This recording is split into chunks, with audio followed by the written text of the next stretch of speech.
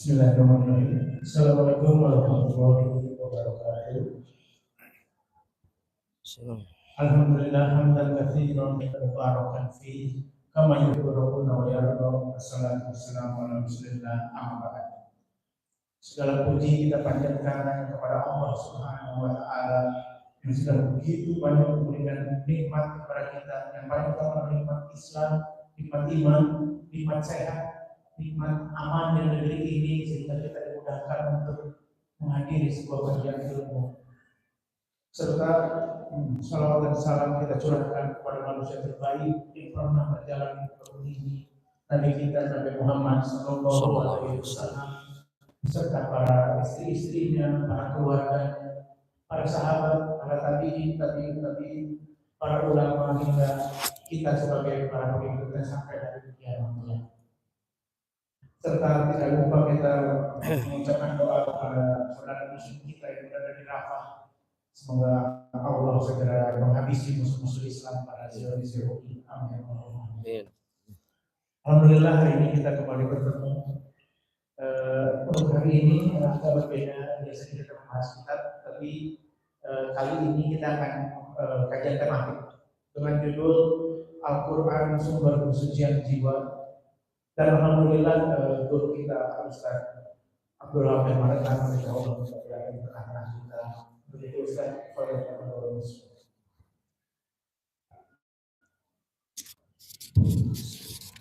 Assalamualaikum warahmatullahi wabarakatuh. Hamdan katsiran tayyiban mubarakan fihi kama yuhibbu rabbuna wa yardah. فأشهد أن لا إله إلا الله وحده لا شريك له وأشهد أن محمدا عبده ورسوله لا نبي بعده. اللهم وبارك على نبينا محمد وعلى آله وأصحابه ومن سار على نهجهم إلى يوم القيامة. Amma ba'du, ibadallah rahimani wa rahimakumullah. Segala puji bagi Allah Subhanahu wa ta'ala yang telah memberikan kesempatan kepada kita semuanya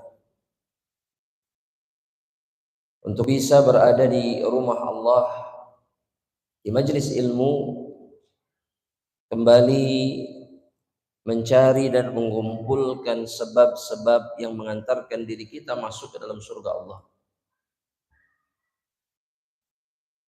Ini diantara isyarat kasih sayang Allah Subhanahu wa ta'ala kepada kita semuanya. Karena jika Allah membenci kita, maka Allah akan jauhkan kita dari tempat ini. Begitu juga Allah akan membuat kita membenci ketaatan dan amal saleh. Namun faktanya dengan karunia dan anugerah dari Allah, kita masih menginginkan rahmat Allah dengan melakukan ketaatan kepadanya. Kita sangat membutuhkan Allah, ibu-ibu sekalian. Dan Allah sama sekali tidak membutuhkan kita. Perkara ini harus senantiasa kita ingat agar kita sebagai makhluk yang sangat fakir dan membutuhkan Allah tidak pernah kemudian menahan diri dan tidak pernah kemudian membiarkan dirinya jauh dari ketaatan dan rahmat Allah Subhanahu wa ta'ala. Dan dengan ketaatan yang kita lakukan kepada Allah, maka niscaya Allah akan memberikan seluruh kebaikan dunia dan akhirat.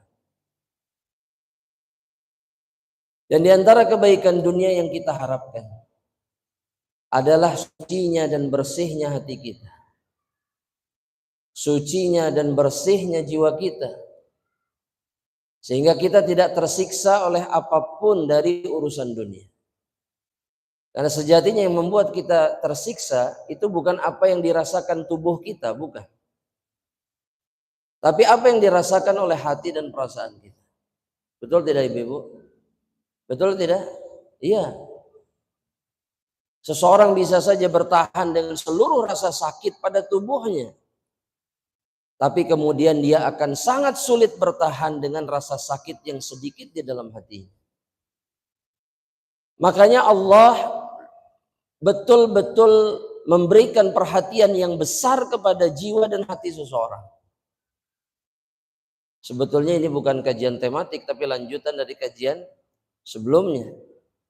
Bahwa di antara kaidah, 10 kaidah yang mensucikan, untuk mensucikan jiwa dan hati seorang hamba Allah Subhanahu wa taala, sebagaimana yang disebutkan oleh Syekh Abdul Razak Ibnu Abdul Muhsin Al-Badr dalam kitabnya, bahwa kaidah yang ketiga itu adalah Al-Qur'anul Karim manba'ut tazkiyah wa ma'inuha. Bahwa Al-Quran Al-Karim itu adalah sumber tazkiyatun nufus. Dia adalah sumber kesucian jiwa seseorang. Dan mata airnya, kata Syekh Abdul Razak, artinya sumber kebaikannya ada pada Al-Quran. Sebagaimana sumber kebaikan di dalam kehidupan dunia adalah mata air. Seseorang bisa melanjutkan kehidupannya dengan air, betul tidak? Betul tidak? Betul. Begitu juga dengan seorang hamba Allah bisa melakukan perjalanan kehidupan di dunia ini sampai dirinya ke akhirat dengan Al-Quran Al-Karim. Cuman muncul satu pertanyaan, Bapak Ibu sekalian. Adakah kemudian Al-Quran selama ini di dalam hidup kita jadikan dia sebagai perkara yang terpenting atau tidak? Adakah kita menjadikan Al-Quran kemudian sebagai sumber petunjuk kita atau tidak? Selama ini. Apakah kita jadikan Al-Quran sebagai sumber seluruh petunjuk di dalam kehidupan? Apakah selama ini kemudian kita jadikan Al-Quran sebagai imam kita untuk menuju surga Allah Subhanahu wa ta'ala? Atau bahkan bisa jadi sebaliknya. Kita buang Al-Quran di belakang punggung kita. Kita sia-siakan Al-Quran. Kita simpan Al-Quran di rak-rak buku kita. Betul tidak Ibu? Ibu? Oh enggak. Disimpan di mana Al-Qurannya? Di tas. Oh enggak juga, di mana? Dalam hati, Masya Allah, berarti hafal Al-Quran. Belum. Ya. Tapi bisa jadi Al-Quran di tangan, tapi isinya tidak ada di dalam hati.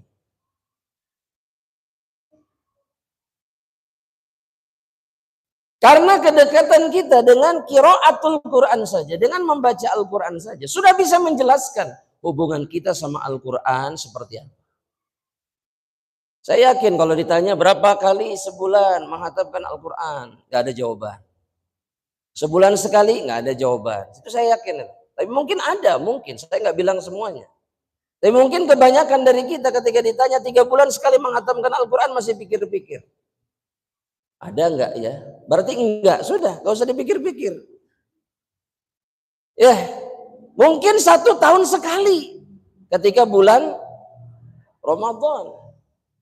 Kemudian berharap bahwa Allah menjaga jiwanya, Allah menjaga hatinya, dan Allah menjaga kehidupannya. Sedangkan dia tidak pernah menjaga kalamullah. Sedangkan kitabullah adalah sumber seluruh kebaikan yang mendatangkan rahmat dan kebaikan di dalam kehidupan. Asy-Syaikh menyebutkan firman Allah di dalam Al-Quran, di dalam surat Al-Imran ayat yang ke-164. Allah Subhanahu wa ta'ala berfirman kepada Nabi-Nya Muhammad sallallahu alaihi wasallam. Kata Allah, laqad mannallahu 'alal mu'minin idz ba'atsa fihim rasulan, kata Allah. Sesungguhnya Allah itu memberikan anugerah yang besar kepada orang-orang yang beriman. Idz ba'atsa fihim rasulan, kata Allah, ketika Allah mengutus seorang rasul kepada mereka. Itu sudah anugerah yang sangat besar bagi orang-orang yang beriman. Sampai hari ini, termasuk bagi kita, ini adalah anugerah yang paling besar yang diberikan oleh Allah Subhanahu wa taala kepada orang-orang mukmin. Kata Allah, min anfusihim, rasul yang sama juga seperti mereka, dari kalangan mereka. Yatlu alaihim ayatihi, di mana Rasul ini membaca ayat-ayat Allah kepada mereka. Membacakan ayat-ayat Allah. Betul tidak ibu-ibu? Kita tahu Al-Quran dari siapa? Rasulullah SAW.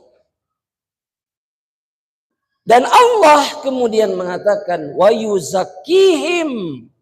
Dan dengan ayat-ayat ini, Rasul mensucikan jiwa dan hati mereka. Wa yu'allimuhumul kitaba wal hikmah, dan mengajarkan kepada mereka apa yang terkandung di dalam Al-Quran dan apa yang dibawa oleh Rasulullah sallallahu alaihi wasallam dari sunnah-sunnahnya. Syahidnya di sini, dalilnya di sini, ibu-ibu sekalian, ketika Allah mengatakan wa yuzakkihim. Dan Nabi ini, Rasul ini mensucikan jiwa dan hati hamba-hamba Allah yang beriman dengan apa? Dengan Al-Quran yang dibawanya. Kan selama ini kita mencari-cari obat hati itu apa? Betul tidak? Biasanya ibu-ibu yang banyak nyari itu. Biasanya. Betul, jujur saya. Ya, pertanyaan tentang obat hati itu sering muncul dari muslimah. Saya nggak tahu kenapa. Ya, saya sedang. Ya, masalah ini dan masalah itu. Dan kemudian mencari-cari solusi, padahal solusinya ada di depan matanya sendiri, yaitu kitabullah. Kira-kira ibu-ibu kalau orang-orang dekat hubungannya dengan Al-Quran, sengsara atau tidak? Sengsara atau tidak? Tidak mungkin. Karena bersihnya jiwa dan hati disebabkan oleh apa yang dia baca dari kitabullah. Baca saja itu sudah mendatangkan ketenangan, kebaikan yang sangat luar biasa. Baru baca. Apalagi kemudian kalau mempelajari isinya. Mungkin sebagian dari kita, inna a'toina saja. Mungkin belum semuanya tahu artinya. Inna a'toina kal kausar. Fasholli li rabbika wanhar. Coba, itu surat favorit kita bukan? Iya. Tapi kalau disuruh terjemahkan mungkin masih kayak sebentar apa ya inna a'toina. Betul nggak? Betul. Cuman dibaca. Tapi dibaca saja sudah senang tidak? Senang. Sudah tenang tidak? Sudah. Sudah dapat rahmat Allah? Tidak dapat. Sudah dekat dengan para malaikat? Tidak dekat. Apalagi kemudian ketika kita memahami apa yang diinginkan oleh Allah Subhanahu wa ta'ala. Makanya Syekh mengatakan seperti ini, kata beliau. Fa'a'zamu ma tazku bihi nafsu Al-Quran Al-Karim. Perkara yang paling agung, yang paling besar, yang mendatangkan kesucian hati dan jiwa itu adalah Al-Quran Al-Karim. Gak ada lagi. Nggak perlu sibuk-sibuk pergi ke sana kemari untuk membersihkan hati itu. Nggak perlu. Yang menghilangkan kegundahan. Ya apa saja, kita banyak melakukan perbuatan, amalan untuk mengurangi kegundahan di dalam hati. Percuma kalau kita tidak mengobatinya dengan Al-Quran. Percuma.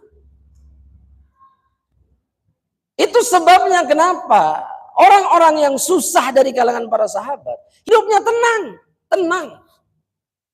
Padahal masalah itu meliputi hidup mereka. Tapi mereka begitu tenangnya dan tidak pernah mengeluh. Karena jiwa mereka itu senantiasa disirami oleh ayat-ayat Allah. Coba buktikan. Coba. Gak akan ada lagi orang-orang mukmin yang sibuk curhat.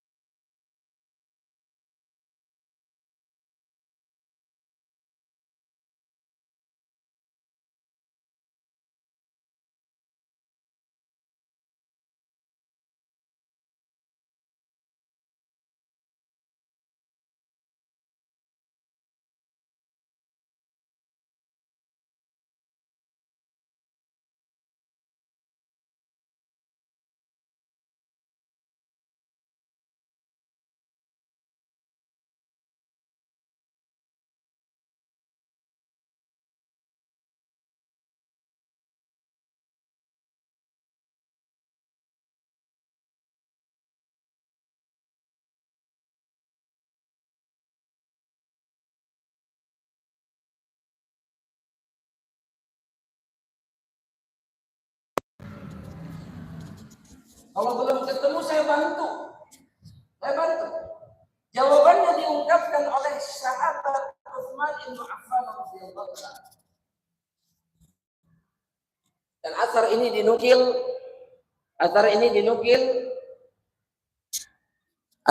dinukil oleh banyak sekali ulama, di mana Utsman mengatakan begini. Tulis ini baik-baik, ingat baik-baik bahwa selama ini kenapa kita nggak sanggup lama-lama sama Al-Quran, itu penyebabnya. Kata beliau radhiyallahu taala anhu, kata Utsman bin Affan radhiyallahu taala anhu, beliau mengatakan, "Lau tahurat qulubukum, andaikan hati-hati kalian itu bersih dari dosa dan kemaksiatan, ma syabi'tum min kalamillah, maka kalian tidak akan pernah kenyang dari membaca kalamullah."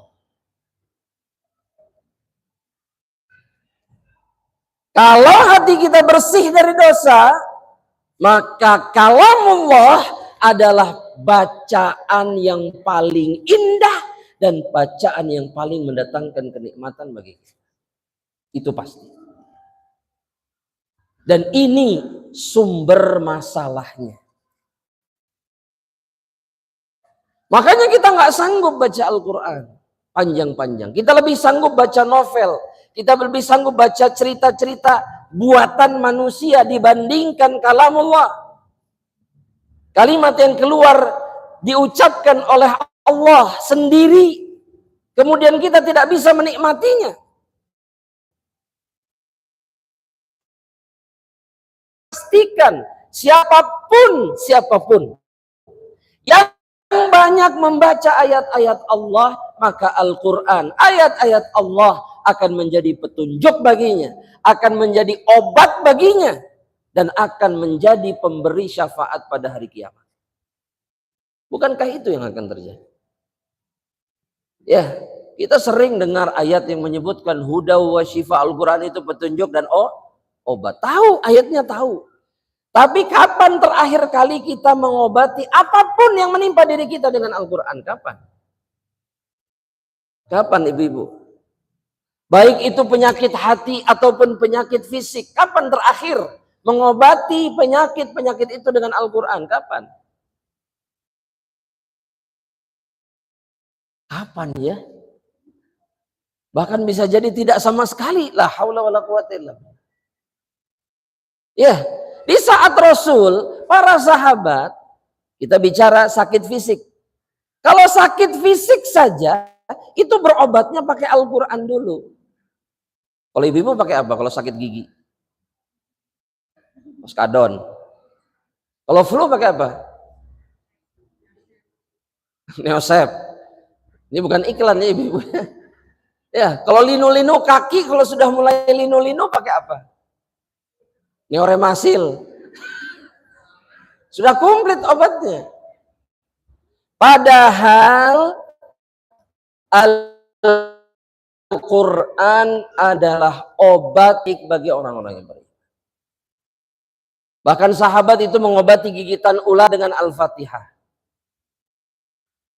Mengobati sakit perut dengan Al-Fatihah. Sakit apapun mereka awali dengan Al-Quran. Tapi kapan kita melakukannya? Maka ini sudah menyingkap hubungan kita dengan Al-Quran. Betul tidak ibu? Ibu, betul tidak? Iya. Kita lebih dekat dengan WhatsApp daripada dengan kitabullah. Padahal WhatsApp tidak akan memberikan syafaat pada hari kiamat. Jangan lupa itu ibu-ibu. Jangan lupa bahwa apa yang kita tulis di media-media sosial itu tidak akan pernah memberikan syafaat kepada kita pada hari kiamat. Tapi Al-Quran, dia akan menemani kita semenjak dari alam kubur sampai berjumpa dengan Allah Subhanahu wa ta'ala. Asy-Syaikh mengatakan alladzi huwa kitabut tazkiyah wa manba'uha wa ma'inuha wa masdaruha. Yang mana Al-Quran itu kata beliau adalah kitabut tazkiyah. Kitab yang isinya itu adalah cara-cara kiat-kiat mensucikan jiwa. Dan dia adalah sumber kesucian jiwa. Kata Syekh Hafizahullah Ta'ala. Makanya kata beliau, faman arada li nafsihi tazkiyata falyatlubha fi kitabillah. Maka barang siapa yang menginginkan kesucian jiwa, maka carilah di dalam Al-Quran. Carilah dengan Al-Quran. Pertanyaan. Ibu-ibu, pengen gak sih sebetulnya mensucikan jiwa? Kenapa? Pertanyaan berikutnya kenapa? Pengen apa? Pengen ketemu Allah. Memang kalau ketemu Allah harus suci jiwanya. Jawab ibu-ibu. Iya. Karena yang akan datang menghadap Allah dalam keadaan selamat itu adalah yang datang dengan keadaan mereka di dunia dan di akhirat sama. Kalau di dunia mereka hatinya tenang, jiwanya tenang, penuh dengan kebahagiaan, penuh dengan kesenangan karena Allah, maka berarti mereka adalah calon penghuni surga Allah Subhanahu wa ta'ala. Bahkan Al-Imam Ibnu Qayyim mengatakan, ahlul jannah, orang yang itu, mereka akan bahagia tiga kehidupan mereka. Kehidupan di alam barzakh dan kehidupan di dalam surga.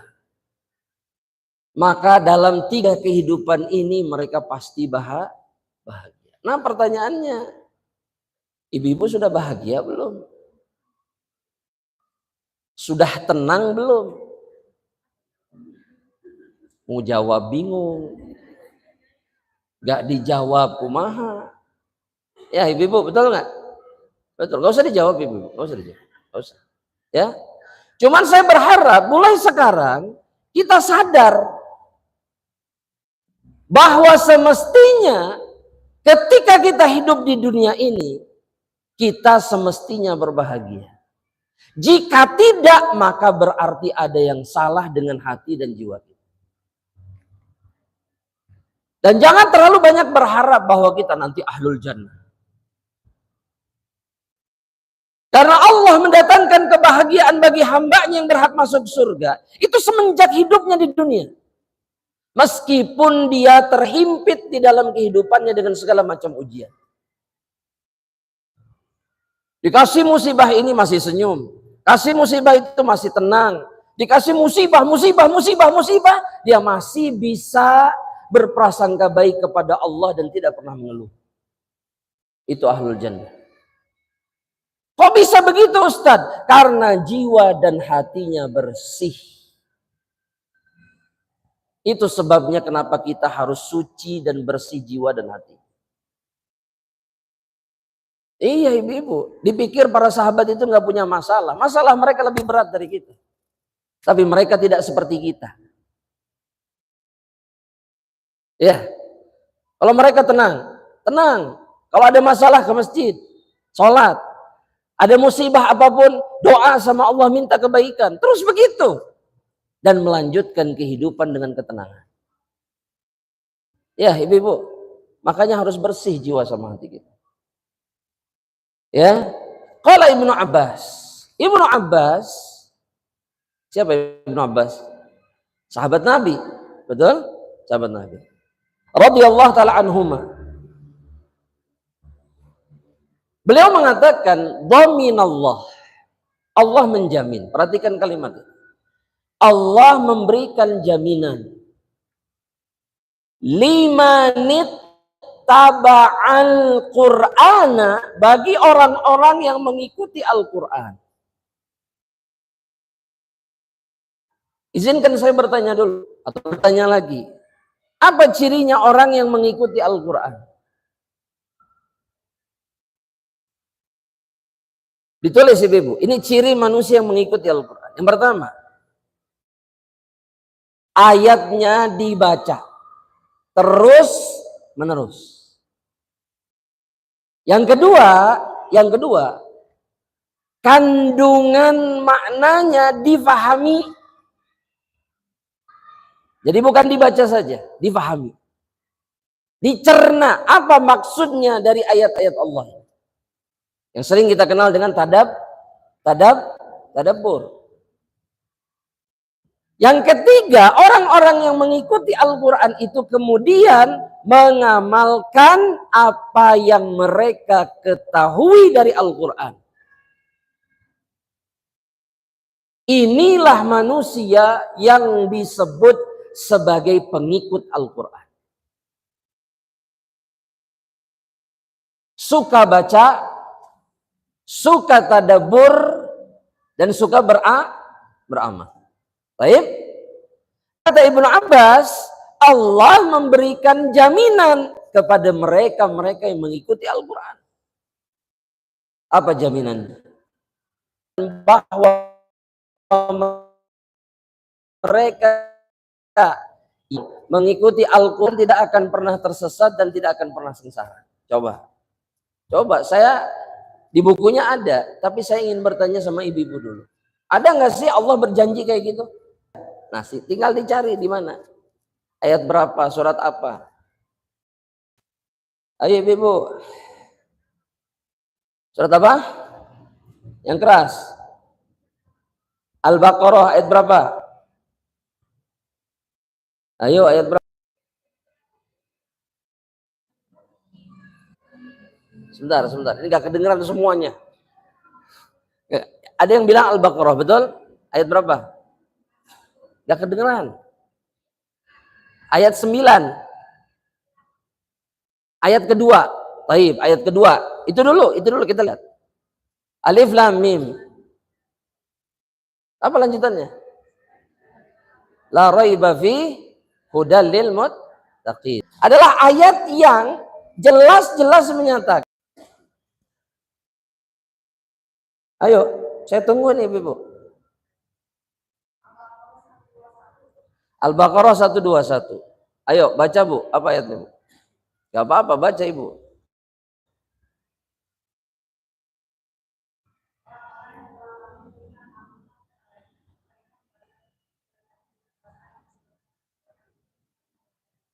Bukan itu. Bukan itu. Yatlunahu haqqa tilawatihi ulaika yu'minuna bihi, bukan itu. Nah, yang lain. Coba. Saya ingin tahu ibu-ibu ini seingat apa dengan Al-Qur'an Al-Karim. Saya yakin ibu-ibu sering baca ayatnya, saya yakin. Tapi diingat nggak? Ayat. Apa? Ayat Maidah, surat Al-Maidah ayat berapa? 16, baca.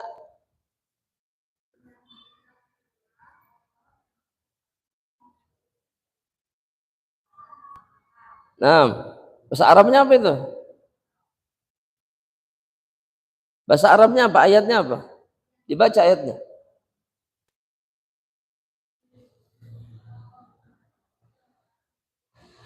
Hah? Taib. Ini sudah kemana-mana. Ya, saya kasih tahu ayatnya. Allah Subhanahu wa taala berfirman. Ya, ayatnya begini bunyinya. Famanit taba'a hudaya fala yadhillu wala yashqa. Ibnu Abbas tadi bilang, mereka-mereka yang mengikuti Al-Qur'an, Allah berjanji mereka tidak akan tersesat di dunia dan tidak akan sengsara di akhirat. Kemudian menyebutkan ayat ini, famanit taba'a hudaya fala yadhillu wala yashqa. Surat apa itu Ustaz? Ayo, surat apa? Toha. Ayat berapa? Mumtaz. Kenapa nggak dari tadi? Surat Toha ayat yang ke-123. Jelas Allah mengatakan, barang siapa yang mengikuti petunjukku, kata Allah. Petunjuk Allah itu berupa apa? Maka dia tidak akan tersesat di dunia dan tidak akan sengsara di akhirat. Ibu-ibu pengen sengsara di mana? Dunia atau akhirat? Enggak, keduanya. Tapi kan disuruh milih. Ingin sengsara di mana? Kalau disuruh milih. Dunia. Jangan sampai sengsara di mana? Di akhirat. Nah, Allah itu sudah ngasih tahu satu perkara yang akan membuat kita tidak sengsara di dunia dan tidak sengsara di akhirat. Yaitu Al-Qur'an. Cuman masalahnya, kapan kita itu mengikuti Al-Quran itu kapan? Kapan? Jangan salahkan siapapun ketika ternyata kehidupan ini tidak baik-baik saja. Kalau kita jauh dari Al-Quran. Sekarang ini ibu kita hanya bisa begini ibu. Cuman bisa kagum sama hubungan orang lain dengan Al-Quran. Wah si fulanah Masya Allah ya, itu hatam tuh sehari bisa tiga juz, hatamnya 3 hari sekali, seminggu sekali. Cuman bisa begitu. Sedangkan kita masih jauh ya, masih berat. Terus datang masalah dan musibah, gak pernah nyalahin diri sendiri karena jauh dari Al-Quran. Pasti sengsara. Orang-orang yang jauh dari Al-Quran itu pasti sengsara. Pasti musibahnya tidak kunjung selesai. Sakit hatinya itu tidak akan pernah sembuh kalau dia jauh dari Al-Quran. Makanya perbaiki hubungan. Dengan siapa? Dengan siapa? Dengan Allah. Dengan cara apa? Dekat dengan Al-Quran. Kemudian Syekh menyebutkan ayat yang lain. Allah Subhanahu wa taala berfirman, "Ya ayyuhan nas," kata Allah, wahai sekalian manusia. Qad ja'atkum mau'idhatum mir rabbikum. Ini surat apa Ibu? Yunus, Mumtazah. Ayat berapa? 5-7. Masya Allah. Taib. Kata Allah, ya ayyuhan nas, wahai sekalian manusia. Qad ja'atkum mau'idhatum mir rabbikum. Telah datang kepada kalian mau'idhah, nasihat kebaikan, petunjuk-petunjuk dari Rabb kalian Allah, wa syifa'ul lima fis sudur, dan obat bagi seluruh apa yang menimpa hati-hati dan dada-dada kalian dari penyakit. Wa hudaw wa rahmah, dia adalah petunjuk dan rahmat Allah lil mu'minin, bagi orang-orang yang beriman. Ini sudah lengkap ini dalam satu ayat. Coba. Jangan lihat catatannya. Jangan lihat catatannya. Dengarkan dulu. Ya, saya pengen mengulang, tapi ibu-ibu jawab dari ingatannya sih. Ya, tadi kata Allah, ya dalam Al-Quran itu apa? Bahwa telah datang kepada kalian apa? Petunjuk, mau'idhah. Ya, nasihat-nasihat kebaikan. Kemudian apa yang kedua? Syifa. Syifa itu apa? Obat. Obat apa? Obat hati. Apa yang ada di dalam dada kalian, kata Allah Subhanahu wa ta'ala. 2. Yang ketiga apa? Huda. Huda itu petunjuk. Maksudnya petunjuk kepada jalan Allah, kepada surga Allah Subhanahu wa ta'ala. Yang terakhir apa? Rahmat, kasih sayang dari Allah Subhanahu wa ta'ala. Terakhir, bagi siapa? Bagi orang-orang yang beriman. Nah gitu Bu caranya. Diingat baik-baik, jangan dilupakan supaya kita sadar terus. Oh, kenapa dada ini sakit terus? Kenapa dada ini sesak terus? Karena jauh dari Karena Al-Quran itu obat bagi seluruh apa yang terjadi di dalam dada kita.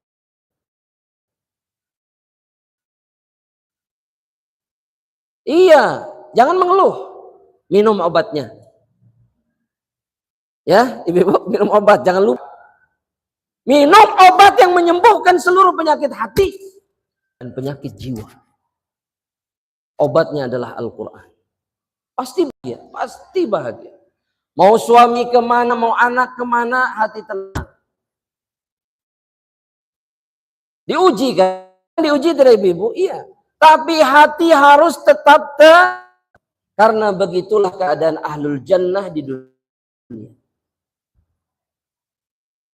Tenang. Pasti ada jalan keluarnya.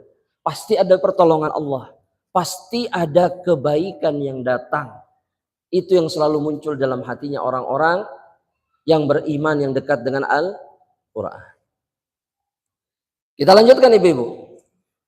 Al-Imam Ibnul Qayyim kemudian menjelaskan ayat ini tadi. Ayat yang surat apa tadi? Yunus. Ayat berapa?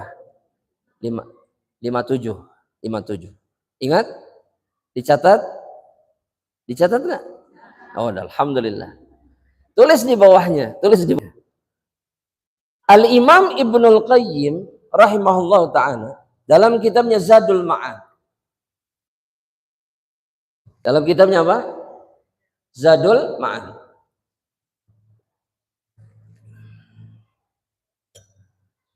Beliau menyebutkan, dan ingat, catat ini baik-baik. Kata beliau, Al-Quran, yang namanya Al-Quran itu, huwa syifa'ut tam. Dia adalah obat yang sempurna. Min jami'il adwa'il qalbiyah wal badaniyah. Dia adalah obat yang sempurna bagi seluruh penyakit hati dan begitu juga bagi seluruh penyakit badan.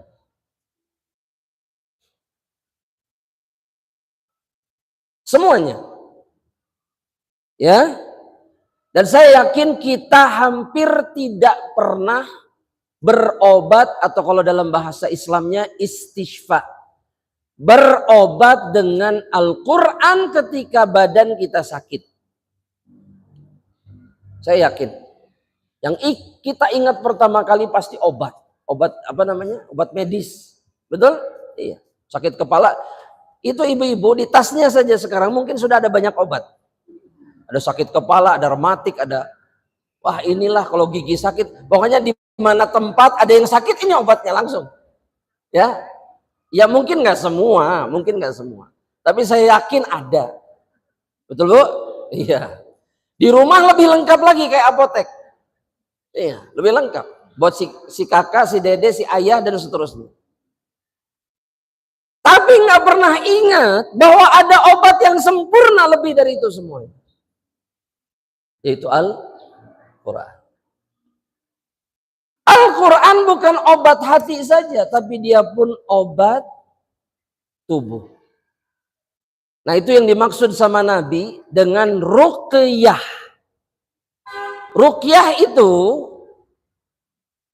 ya ayat-ayat atau doa-doa yang bisa digunakan untuk mengobati tubuh. Itu namanya ruqyah. Nabi mengatakan itu ketika ada sahabat yang meruqyah, mengobati seseorang yang digigit hewan berbisa dengan Al-Fatihah saja. Al-Fatihah saja sembuh. Kita kalau digigit kobra, sudah wasiat, langsung wasiat. Ya ayah tolong begini, adik jaga ini. Kenapa nggak baca Al-Fatihah? Dan para sahabat sudah membuktikannya, itu obat. Dan Allah sendiri yang menyatakan dalam ayat yang tadi apa? Syifa, obat. Badan dan obat hati. Bahkan kata Imam Ibnu Qayyim, wa adwa'ud dunya wal akhirah. Dia pun obat untuk masalah-masalah dunia dan masalah-masalah yang akan terjadi nanti di akhirat. Obatnya adalah Al-Quran. Ya, ibu-ibu, kalau masalah ekonomi di dunia, obatnya apa? Tuh kan, udah langsung mikirnya, ini kerja, bikin usaha ini, harus begini, harus maksimal, ini harus... Betul nggak? Iya, sudah. Iya, padahal jawabannya ada di Al-Quran. Iya, baca Al-Quran yang banyak. Kalau ingin dimudahkan rezekinya di dunia. Tuh kan, kayak baru, masa sih? Iya, sudah. Jadi ternyata selama ini penyebabnya jelas sebetulnya. Apa coba? Jauhnya kita dari Al-Quran. Coba. Ya sibuk. Sambil masak, sambil apa lagi? Ngurus anak, sambil ngurus suami. Iya. Bukan murotal, dibaca sendiri. Murotal mah kita nggak baca, kita cuma denger. Ya, yang dapat pahala siapa coba kalau murotal? Pembacanya yang dapat pahala. Ya sambil yang kita gini aja. Saya kasih cara yang gampang. Kalau lagi kita hafal cuman beberapa surat, itu saja diulang-ulang. Inna a'tainakal kautsar. Qul huwallahu ahad. Loh iya. Itu obat semua masalah di dalam hidup, di dalam dunia dan juga kehidupan nanti di mana? Ya, kenapa? Karena Al-Qur'an ini ya'ti yaumal qiyamah kata Nabi syafi'an li ashabihi. Dia jadi pemberi syafaat bagi siapa? Bagi orang-orang yang dekat dengan Al-Quran. Di antara cirinya dekat sama Al-Quran apa? Baca. Sering baca. Dan ibu-ibu ini punya kesempatan yang lebih banyak daripada bapak-bapak. Iya. Jangan bilang enggak. Ibu-ibu itu waktunya lebih luang. Kalaupun tidak luang, ibu-ibu itu punya kemampuan alamiah mengerjakan banyak perkara dalam satu waktu. Sudah itu pakai nyamikir iyo, nyamikir itu, ngaji. Hebat sudah. Saat ini saja saya yakin ibu-ibu tuh pikirannya bercabang kemana-mana. Tapi sanggup nyatet, bayangkan coba. Iya. Kalau bapak-bapak nggak bisa, sudah ngahulang bapak-bapak. Bapak-bapak butuh apa? Butuh konsentrasi kalau bapak. Gak bisa, gak bisa. Ya, jadikan Al-Quran sebagai obat. Dalam ayat yang lainnya, kata Syekh, Allah Subhanahu wa taala juga berfirman. Qala Allah taala. Kata Allah Subhanahu wa taala, alladzina atainahumul kitaba yatlunahu haqqa tilawatihi ulaika yu'minuna bihi. Surat apa ini? Al-Baqarah. Ayat berapa? 121. Betul? Betul Ibu? Ini langsung main percaya saja Ibu langsung. 121 siga namanya, siga. Nanti pas sampai rumah dicek mana ayatnya. Anda ulangi sekali lagi, surat Al-Baqarahnya betul. Ayatnya ayat berapa? Awalnya begini ayatnya. Alladzina atainahumul kitaba yatlunahu haqqa tilawatihi ulaika yu'minuna bihi. Ahsan, Masya Allah. Al-Baqarah ayat berapa? 121. Kata Allah, perhatikan, kata Allah, alladzina atainahumul kitab. Mereka orang-orang yang kami berikan Alkitab, berikan Al-Quran kepada mereka. Ya, ibu-ibu harus ingat bahwa Allah itu hanya memberikan Al-Quran kepada orang-orang yang dipilihnya. Jadi kalau ada orang yang mudah baca, mudah mencerna, mudah mengamalkan, artinya dia pilihan Allah. Iya. Karena itu yang Allah katakan dalam Al-Quran. Thumma kata Allah, awrathnal kitabal ladzina astafaina min ibadina. Kami wariskan Al-Quran hanya kepada hamba-hamba pilihan kami. Maka jadilah orang-orang yang dipilih sama Allah. Iya, berusaha, berjuang. Ya, supaya terpilih. Jelas ya? Baik. Orang-orang yang kami berikan Al-Quran, kata Allah dalam surat Al-Baqarah ini. Yatlunahu haqqa tilawatihi. Mereka membaca Al-Quran, melakukan tilawah. Melakukan apa? Tilawah. Dengan sebenar-benarnya tilawah.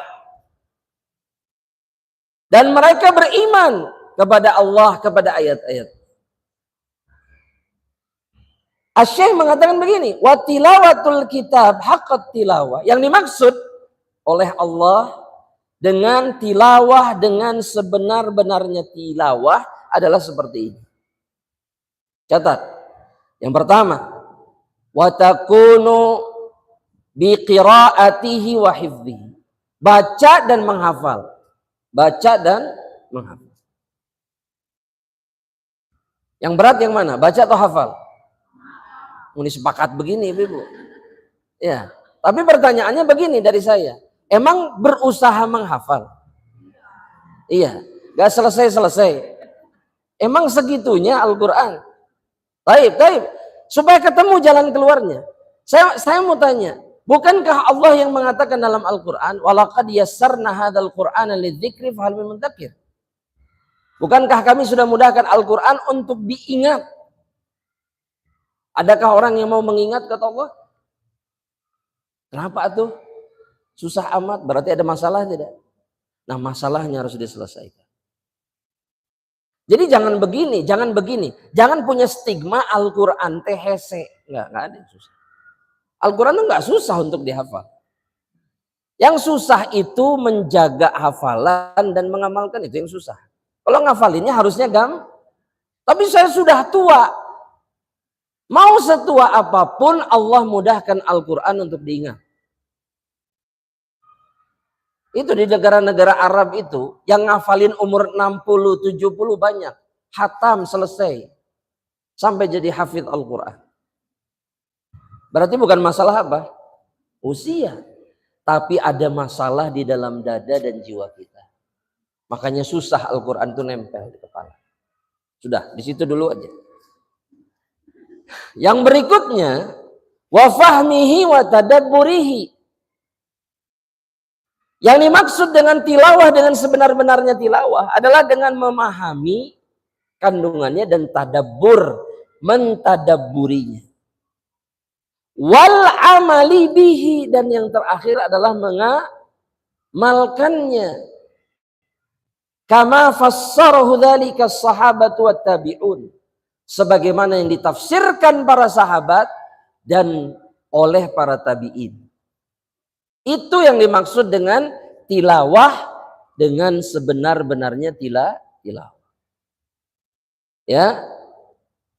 Dan Asy-Syaikh hafizahullah taala itu mengutip perkataan seorang sahabat yang menjelaskan kepada kita, beginilah semestinya seorang mukmin dengan Al-Quran. Abdullah bin Mas'ud, sahabat siapa? Abdullah bin Mas'ud. Beliau mengatakan, sebagaimana diriwayatkan oleh Al-Imam Ahmad, Abdullah bin Mas'ud mengatakan begini, kana ar-rajulu minna. Ini para sahabat ya, ibu-ibu, ini para sahabat. Salah seorang dari kami, yakni dari para sahabat, idza ta'allama 10 ayat, kalau mempelajari 10 ayat Al-Quran. Berapa ayat? Berapa ayat? 10. Banyak atau sedikit? Banyak atau sedikit? Sedikit, tergantung ya Allah. 10 aja masih tergantung ini. Iya, nggak apa-apa. Tapi kalau secara jumlah sedikit lah ya. Secara keumuman sedikit. Nah kalau belajar 10 ayat, sekali lagi, sahabat itu kalau belajar berapa ayat? 10 ayat. Lam yujawizhunna hatta ya'rifu ma'aniha wal amala bihinna.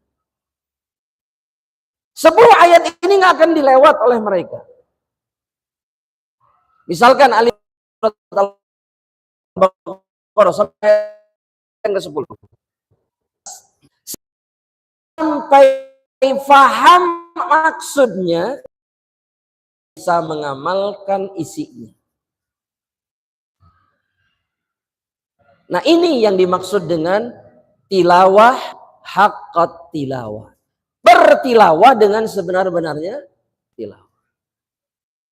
Kalau kita kan targetnya jelas, betul? Berapa juz? 2 juz. Baca set sampai ayat ke-200 misalnya. Setelah itu difahami enggak? Enggak. Diamalkan tidak? Tidak. Makanya Al-Quran tidak pernah jadi obat. Dan tidak pernah kemudian menghilangkan penyakit dan masalah hati dan jiwa. Makanya banyak yang suka tadarusan itu banyak. Tapi stres semuanya. Satu kajian stres semuanya. Iya. Satu kajian tadarus itu pusing semuanya. Pulang sambil jalan ngobrolin masalah masing-masing. Bu, apal tuh, Bu, abdi kiok terus. Aduh, itu pun bojo kumanya. Aduh, terus semuanya. Nanti yang masalah curhat anaknya, yang curhat tetangganya, yang curhat. Benar nggak nih, Ibu? Iya. Karena Al-Quran tidak pernah jadi obat. Ya, dan semoga Allah menjaga kita semuanya, Ibu sekalian. Sampai di situ dulu Ibu, ya. Insyaallah kita lanjutkan di perjumpaan berikutnya. Allah taala. Nah, jika ada pertanyaan Anda persilakan. Nah, kita masih dulu untuk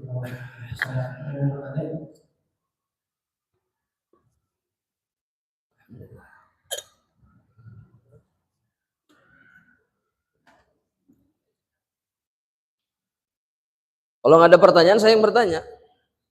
Silakan.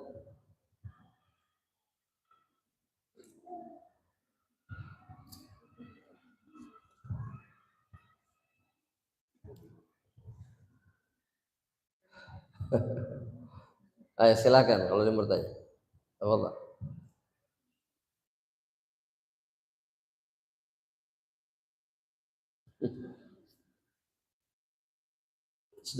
Sedang mentadaburi dan muhasabah.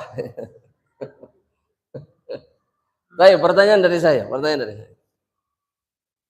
Siapa yang bisa menjelaskan? Tapi ngangkat tangan dulu ya. Ngangkat tangan dulu, yang mau jawab ngangkat tangan. Baru saya kasih pertanyaannya. Ya, hampir aja saya keceplosan pertanyaannya. Angkat tangan dulu. Yang mau jawab saya kasih pertanyaan. Nah, Ibu. Pertanyaan gini, Bu. Siapa yang bisa menjelaskan? Atau Ibu bisa menjelaskan tidak? Yang dimaksud dengan tilawah, dengan sebenar-benarnya tilawah itu apa, Bu? Silakan mic-nya biar jelas.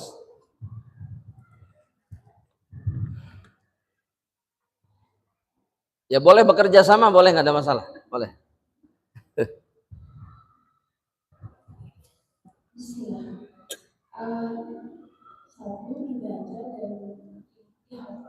Betul? Betul. Mentadaburinya. Nah.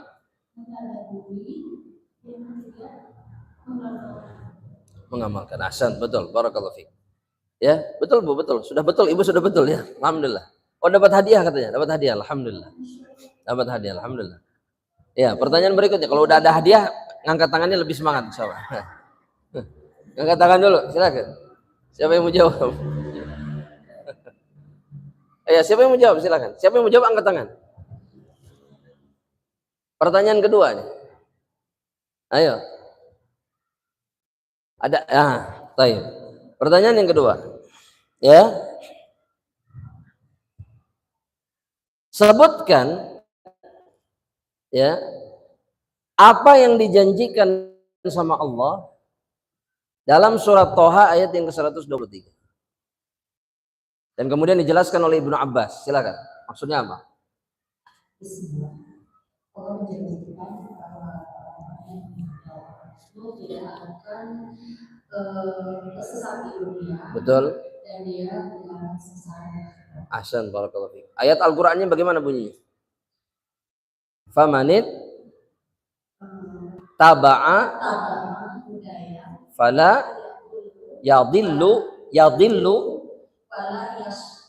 mumtaz. Ahsan, barakallahu fiik. Dapat hadiah juga. Dapat hadiah, alhamdulillah. Baik. Satu pertanyaan terakhir, silakan. Karena nggak ada yang bertanya. Satu pertanyaan terakhir, silakan. Siapa yang mau jawab? Satu pertanyaan terakhir ini yang paling gampang, insya Allah. Tapi ya insya Allah. Tergantung nyatat apa enggak. Apa yang di pojok sana ada, di luar pintu sudah Bu, ada yang angkat tangan. Ya, di sebelah pintu ini ada. Ya. Pertanyaannya begini, insya Allah. Ini yang paling gampang. Ya. Sebutkan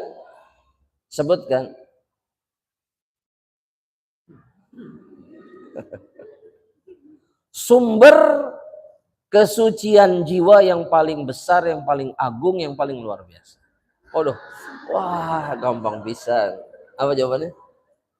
Gak kedengeran, gak ada suaranya itu. Coba dipencet. Gak nyala. Wah, urutnya diulangi. Nah, sebutkan sumber kesucian jiwa yang paling agung, yang paling besar, yang paling luar biasa. Apa? Sumber kesucian jiwa adalah Al-Qur'an. Mumtaz, sahih. Dapat hadiah. Kelas. Alhamdulillah. Ya, alhamdulillah. Itu tadi pas dengar pertanyaan langsung gini semuanya. Dari tadi ngangkat tangan. Pertanyaannya gampang. Ya, tapi nggak apa-apa ya. Insya Allah dapat niatnya, pahalanya insya Allah ta'ala. Barakallahu fikunna, ini yang bisa Anda sampaikan. Mohon maaf atas segala kekurangan ibu-ibu sekalian, dan kita berharap kepada Allah agar Allah menjaga kita semuanya, melindungi kita semua, begitu juga saudara-saudara kita dimanapun mereka berada. Allah tolong mereka, Allah rahmati mereka, Allah berikan pertolongan secepatnya insya Allah kepada kita dan mereka insya Allah ta'ala. Kita akhiri perjumpaan ini dengan doa kafaratul majlis. Subhanakallahumma wa bihamdika asyhadu an la ilaha illa anta astaghfiruka wa atubu ilaik. Assalamualaikum warahmatullahi wabarakatuh.